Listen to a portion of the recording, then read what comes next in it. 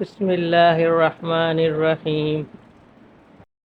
السلام علیکم ورحمۃ اللہ وبرکاتہ۔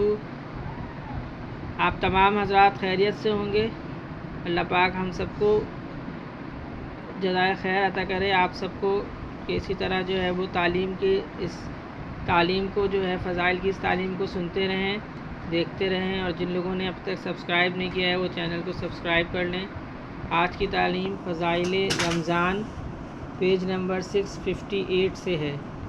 نیز عبادات پر قوت، عبادات میں دل بستگی کی زیادتی، نیز شدت بھوک سے اکثر بدخلقی پیدا ہو جاتی ہے۔ اس کی مدافعت، اس وقت کوئی ضرورت مند سائل آ جائے تو اس کی اعانت، کوئی پڑوس میں غریب فقیر ہو اس کی مدد، یہ وقت خصوصیت سے قبولیت دعا کا ہے۔ سحری کی بدولت دعا کی توفیق ہو جاتی ہے، اس وقت میں ذکر کی توفیق ہو جاتی ہے، وغیرہ وغیرہ۔ ابن دقیق العید رحمہ اللہ کہتے ہیں کہ صوفیہ کو سحور کے مسئلے میں کلام ہے، مقصد روزہ کے خلاف ہے، اس لیے کہ مقصد روزہ پیٹ اور شرمگاہ کی شہوت کا توڑنا ہے، اور سحری کھانا اس مقصد کے خلاف ہے۔ لیکن صحیح یہ ہے کہ مقدار میں اتنا کھانا کہ مصلحت بالکلیہ فوت ہو جائے، یہ تو بہتر نہیں۔ اس کے علاوہ حسب حیثیت و ضرورت مختلف ہوتا رہتا ہے۔ بندے کے ناقص خیال میں اس بارے میں قول فصیل بھی یہی ہے کہ اصل سحور و افطار میں تقلیل ہے، مگر حسب ضرورت اس میں تغیر ہو جاتا ہے۔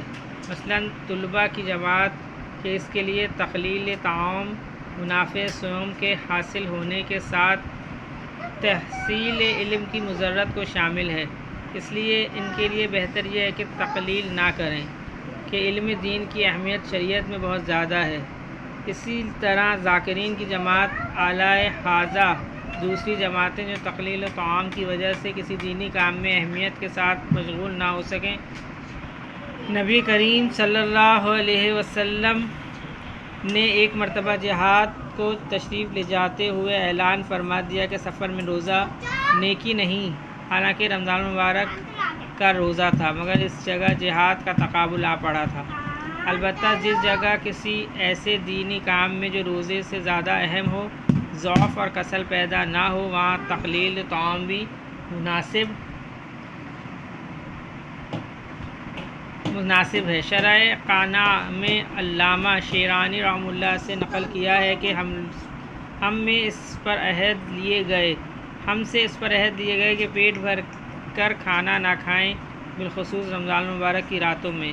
بہتر یہ ہے کہ رمضان المبارک کے کھانے میں غیر رمضان سے کچھ تقلیل کرے، اس لیے کہ افطار و سحور میں جو شخص پیٹ بھر کر کھائے اس کا روزہ ہی کیا ہے۔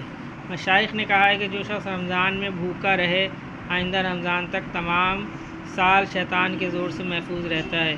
اور بھی بہت سے مشائخ سے اس باب میں شدت منقول ہے۔ شرح احیاء میں عوارف سے نقل کیا ہے کہ سہل رحمہ اللہ بن عبداللہ تستری 15 روز میں ایک مرتبہ کھانا تناول فرماتے تھے، اور رمضان المبارک میں ایک لقمہ، البتہ روزانہ اتباع سنت کی وجہ سے محض پانی سے روزہ افطار فرماتے تھے۔ حضرت جنید رحمہ اللہ ہمیشہ روزہ رکھتے، لیکن اللہ والے دوستوں میں سے کوئی شخص آتا تو اس وقت کی وجہ سے روزہ افطار فرماتے، اور فرمایا کرتے تھے کہ ایسے دوستوں کے ساتھ کھانے کی فضیلت کچھ روزے کی فضیلت سے کم نہیں۔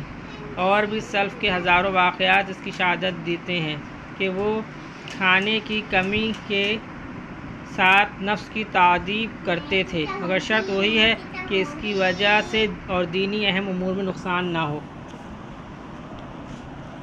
اللہم صلی علی محمد وعلی آل محمد، اللہم اعنی علی ذکرک و شکرک و حسن عبادتک۔ سبحان ربک رب العزت عما یصفون وسلام علی المرسلین والحمد للہ رب العالمین، آمین برحمتک یا ارحم الراحمین۔